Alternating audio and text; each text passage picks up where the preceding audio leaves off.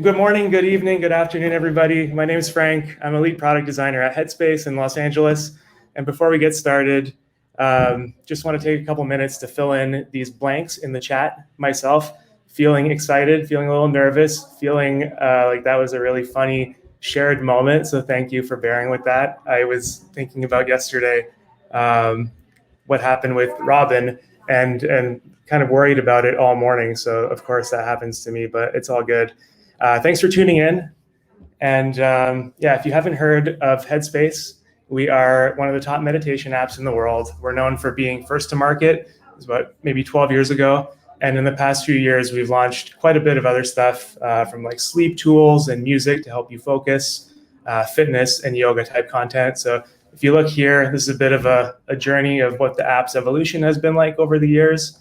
In 2015, it was this sort of like straight linear path for meditation. And now with the sleep stuff and the focus stuff, we've also got this daily video called the Wake Up, which is really nice and sort of combats this idea of jumping to your phone first thing in the morning and like doom scrolling on Instagram.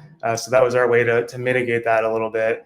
And like I mentioned, now having some yoga courses and things like that, it's really become more of a tool for mindful living. So yeah, it's evolved quite a bit over the years. So if you haven't checked it out in a while, we actually did just launch dark mode yesterday. So get that update and check it out, and really proud of what the team's been doing. Before we get into it, let's take a collective breath together. Whew. Yeah, it's been a year. It's been a morning. It's been 2 years, 10 years. It's kind of hard to tell. Everything is just blending one long day into the other. And yeah, it's been wild. And when Figma originally reached out, they actually pitched to do my usual talks, which are a little bit different than this, but thought it was really interesting to get into kind of the Headspace mission of improving the health and happiness of the world, and also more closely how Headspace Product Design kind of works together, how we sort of tend the garden and create this environment of like kindness and joy while creating an app that, that promotes the same. I always want to get this out of the way. We do, yes, meditate daily. We've got time in our calendar every day for 15 minutes of morning meditation. That's across the company. That's the same time every day. You're encouraged to do it. Nobody's going to book a meeting over that time slot. So yes, for sure, we meditate daily. Nobody's forced to do it. We hope that if you're working at Headspace, you have some kind of interest in meditation, but just to create that environment where like, yes, for sure, you can take a break. That's fine. We expect you to. We encourage you to. And nowadays it looks a little bit different because we're all working over Zoom, but this was a nice shot that I got from our office in Santa Monica. And people always ask, is everyone at Headspace just all zenned out? And like sometimes people are, but not all the time. We're all definitely just human. We're all working on a product, working together, trying to make something better, trying to make the world a little bit better, one small piece at a time. Yeah, we for sure deal with the normal like stress and anxieties of the workplace. So yeah, I just want to make that clear that like we are people just like yourselves, and yeah, it's meditation is a practice. It's not something that you are kind of meant to perfect. And yeah, we're definitely human. And when you break down mindfulness, you kind of get these terms that come out, like this idea of a sense of belonging, creating an environment that is kindness toward yourselves, others, being empathetic for yourself and your friends and your family, playfulness, this idea of non-judgment. Is it good? Is it bad? And the mind kind of always wanting to label things that way. And also this idea of kind of like well-being and respect. And then so I'm joining the team at Headspace. How we make these things come to life is we get people to do this 20/20, which is 20 slides in 20 seconds. So here's a quick example of what mine looks like. And yes, that's me and the famous LinkedIn baby. This is a really great team exercise because you can get it out of the way in like 5 or 6 minutes at the beginning of a meeting. So it's a really nice way to get to know people, get past that kind of like water cooler conversation, get to know maybe where someone went to school, what inspires them, their journey into design. And it's just a really nice way to get to know your teammates better, which is becoming like increasingly more difficult through the pandemic. Another tool that we use is this working style doc. So you might have seen these before. Just a way to share with your teammates, how you get energized, what depletes your energy, maybe set your working hours, things like that, and just to keep people being able to like sustainably keep up their pace and their output, and just be good, respectful team members. I think a document like this, you kind of make it once and probably don't update it for a while, and maybe I should update mine, but yeah, this is a really good, handy little tool to have. And as of lately, we've been making a lot of time for kind of workshops and like learning and unlearning about things like gender and bias training and racial equity and things like that, and just giving people some space to kind of be seen and talk, and creating these like safe space channels on Slack. I think just showing people that like, yes, we see you, let's talk about it, or let's not talk about it, creates a real sense of kind of belonging, and I think it really is just kind of the right thing to do. It is generally, as a team, across like our brand team, our product team, our research team, we really see this term of empathy as much more than like a business buzzword. Not just like empathy for the users who pay for your product, but also empathy kind of for yourself, empathy for your teammates, trying to think a little bit more about like, what did that person bring into the workplace today? What might they be dealing with behind the scenes, and just trying to be a little bit more kind in that sense. From just an example of kind of how I've done it is when we're having one-on-ones, like trying to get to the root of like how somebody is really doing, and showing them that, I do care as your design lead. I really do care to hear about how you're actually doing. And hopefully we can, we might not have like concrete ways to deal with that right away, but just to feel heard and seen, I think makes a huge difference. Kind of on the software side, we use these tools like user testing and Dscout just to keep a pulse on our membership. I put Miro in here, but I think I got to update that to FigJam after what I saw yesterday. And then some accessibility tools, just to be able to see things from a different lens, different angle, and just to have a little bit more empathy for who we are building for. And then on kind of the data side, we match that with with tools like Google Trends, App Annie, ways to keep a pulse on the competitive space, on the market, on our competition as well. And, for sure, digging into these things like App Store reviews and trying to pull from there, not just the good stuff, but the stuff that's more difficult to hear, and figure out a path on how we're going to kind of solve for those pain points, and not just rely on kind of the data, but marrying both the data and the kind of human side. One exercise we've been doing lately that I think is really cool, and I'm surprised it took this long in my career to actually do this, is go through kind of an end-to-end user experience. So what does the product feel like as a new user from like the moment I Google it all the way to the end, and documenting that and creating like some quick shareables that people can look at and learn from, and kind of helps us zoom out a little bit and make sure that what we're solving is like the right thing. We can point at it and say like, yeah, we're fixing this, or we are improving this. And then like not just focusing on like small sort of iterative projects, but I think to innovate, you really need to make room for kind of fun and creative exploration. I really think the best ideas come from that space. Myself, the idea of like shower thoughts, I feel like that's usually when I get these kind of breakthroughs, or like the moment between, waking up and getting coffee, like that's when my brain kind of works really well. So making space for that on the team, I think, is really important. If you've not done these on your team, I would encourage it, even if you're not a designer, kind of just doing a crazy 8s exercise, which is like, 8 quick sketches in 8 minutes. If you've ever seen that book, Sprint by Jake Knapp, I think it's a good resource to teach you kind of how to do this. Just get to the root of an idea. It doesn't have to be perfect. It can be a rough sketch. It can be just like a scribble, but just something to look at and point at and talk about and think, that's interesting. Maybe we should dig deeper on that.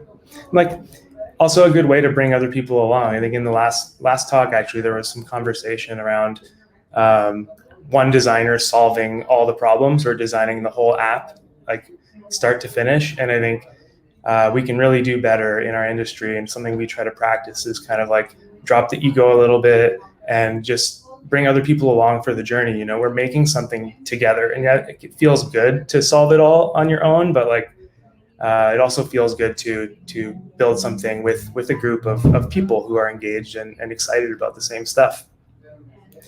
And this new kind of idea, my colleague Ken, if you're watching, shout out to you.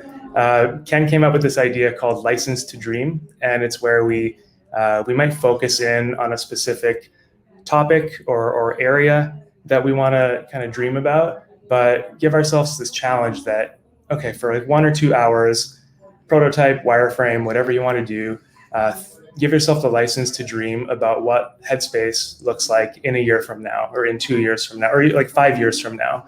What kind of like social changes might happen between now and then? What kind of new information architecture might we look at that time? Could we rebrand? All these kind of like ideas, and just bringing it all together and almost creating this kind of like workshop kind of idea where you're okay creating something and just kind of putting it on the table for someone else to pick up later, and creating these little artifacts that maybe get passed around the company throughout teams, just to so you create it and sort of like just let it go and be okay with letting that go, because you gave yourself the license to dream and you dreamt big, and maybe it's helpful for somebody again in the future. And if not, then it still helps you think through something, or it still helps you get those kind of creative energies going. One way, like in meetings, maybe like design reviews and things like that, and thankfully our workplace experience team is really good at keeping us in the loop with these kind of ideas, is playing some little games, quick 5-10 minute games where where we do something just to ignite people, because I think Zoom fatigue is very real. I think everyone's feeling that. So an example is kind of the emoji game. I think this is a fun one. You can kind of screenshot your emojis and throw them in a Figma file, and then go around the room and try to guess, who is who.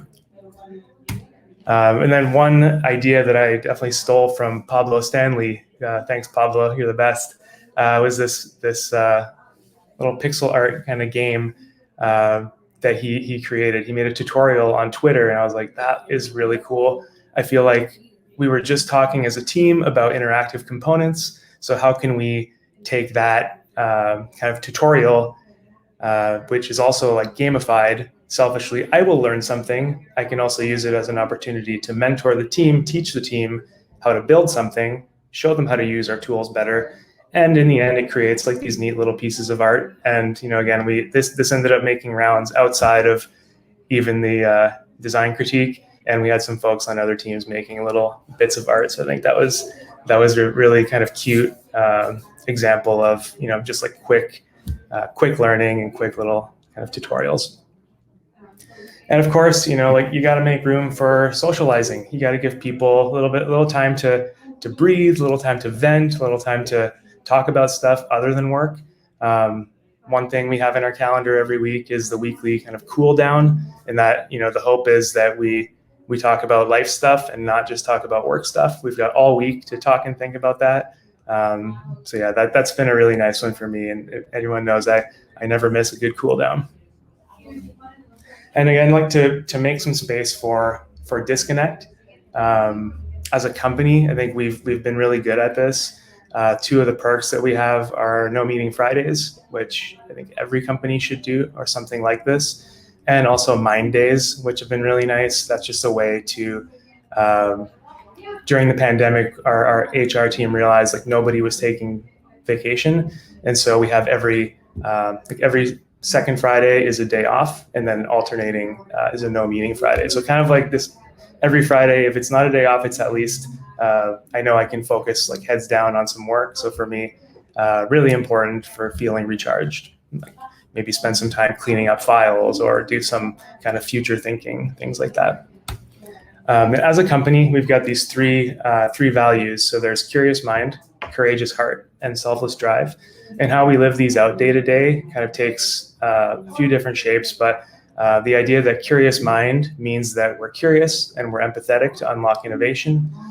Courageous heart means that we're brave in our approach to work, and selfless drive means that not only am I working on myself and up-leveling myself in my job, but I'm also up-leveling the team, not just thinking about myself and how I make myself better.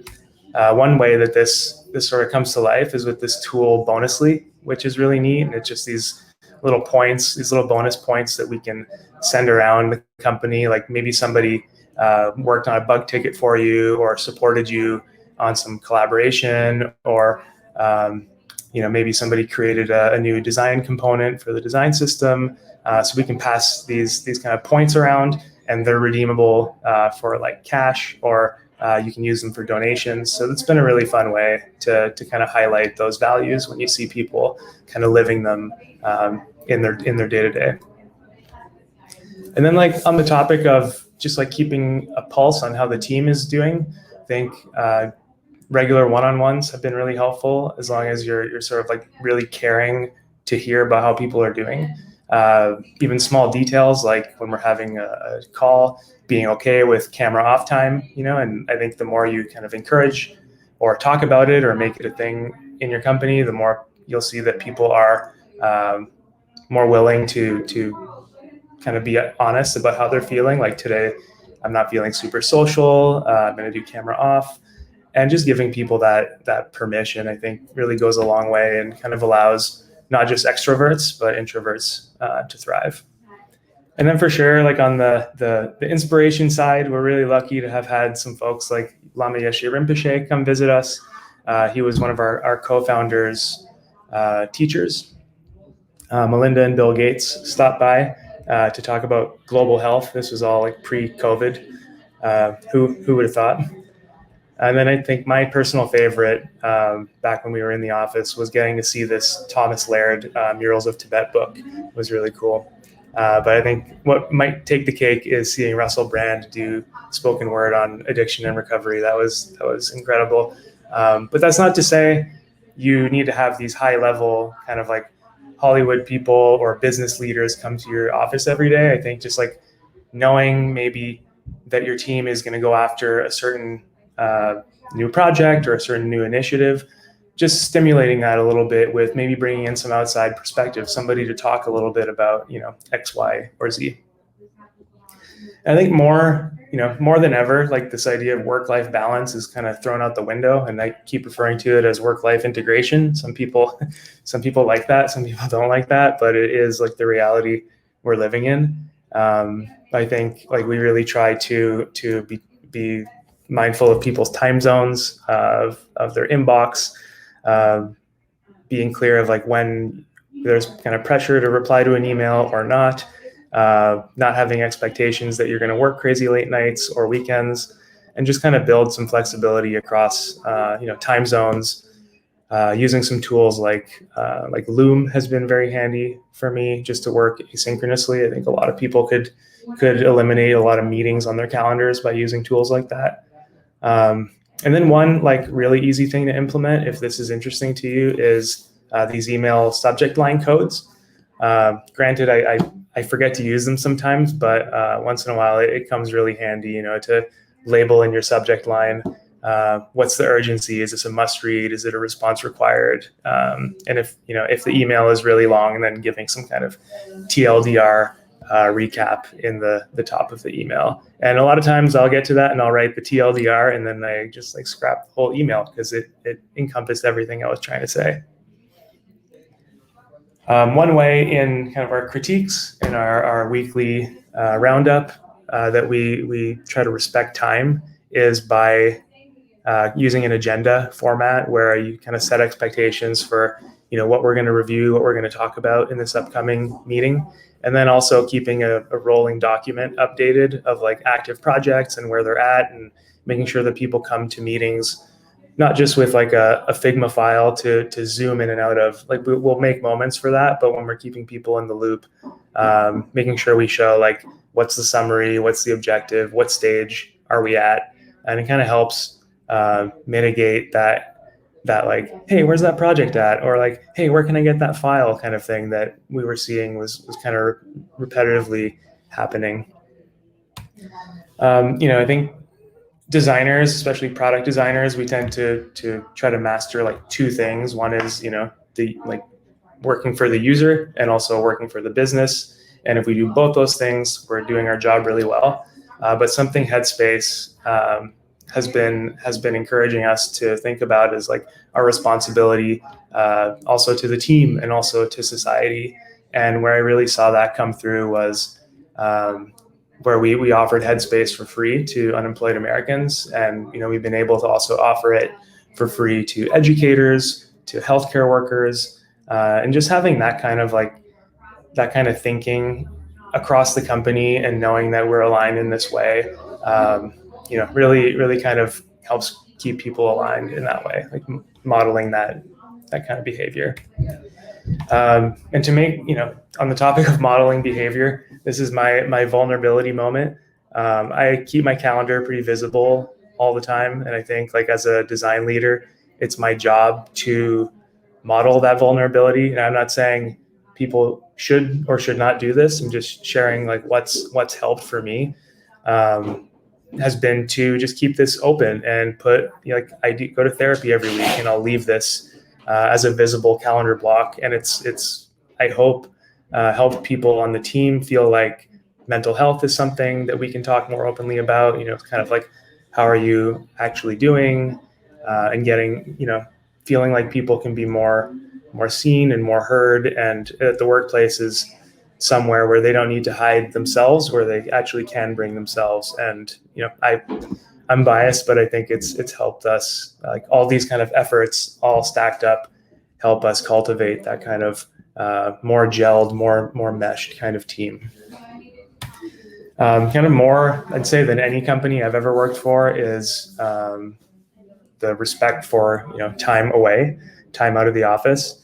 If you're on vacation, I would say there's definitely no pressure to reply to anything. We try to set people up for success so that when they're having that time away, they can really be away and unplug. I think it would actually be like pretty frowned upon for people to not take time off. We try to really encourage that. A lot of our managers will regularly remind people like, hey, summer's coming up. I want to request some time off in that so that we have some good overlap and that the team is able to actually kind of do what they are hoping to achieve in their projects, and that, that you're able to get some PTO as well.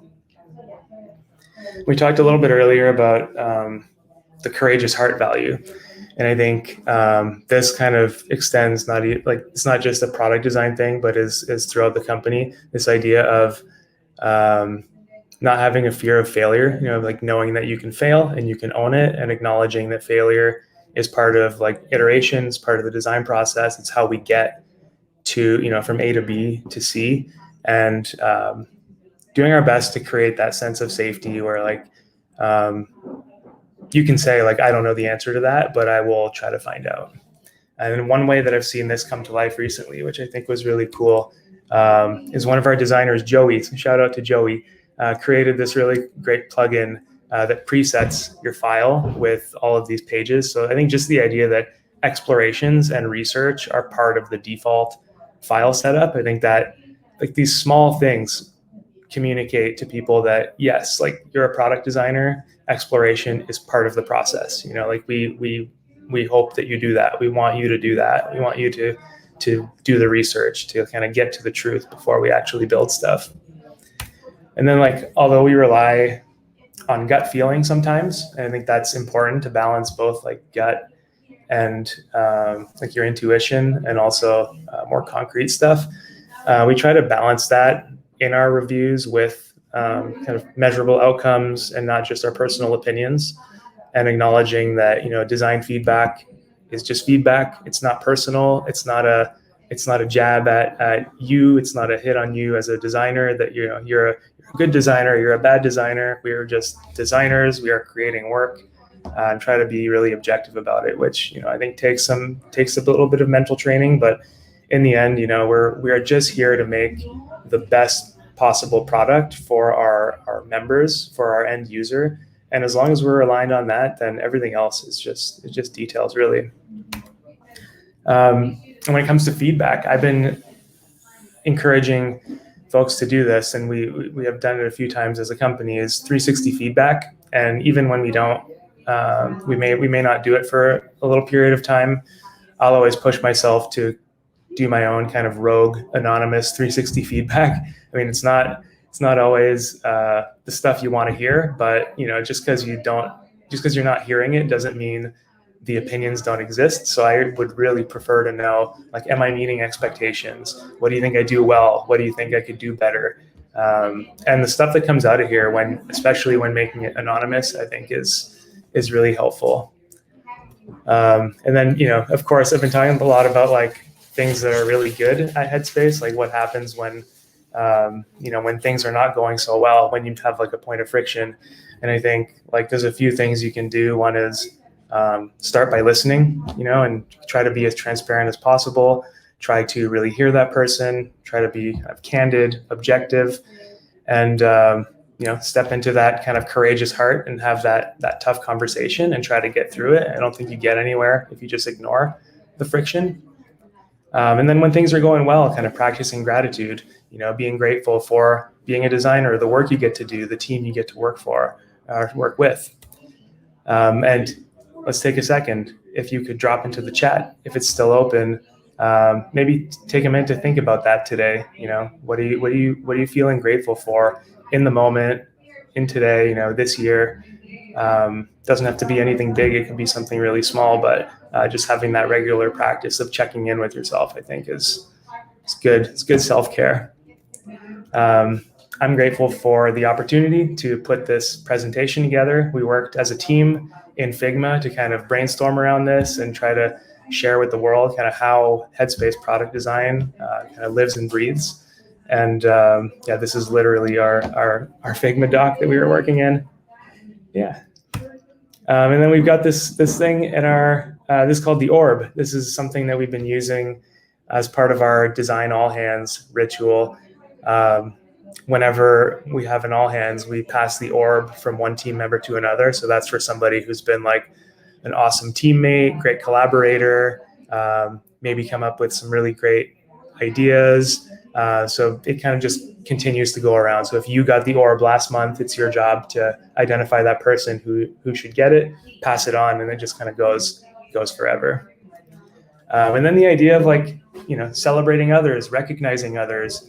I'm a design lead, and it's really easy for folks in companies to kind of just see who is like the leader of the project or something and just give credit to like one person. And I think if you can make a practice yourself of passing that celebration along, and just kind of flagging like, hey, this person and this person also worked on this, and let's give them some props too.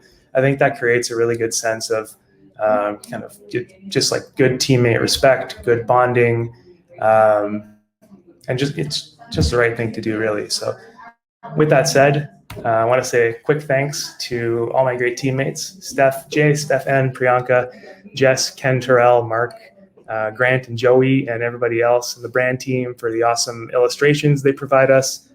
Thank you so much, and really appreciate you all tuning in. Apologies for the quick audio blip in the beginning, but hope you enjoyed that. And if you want to keep chatting, hit me on Twitter. I'm easy to find.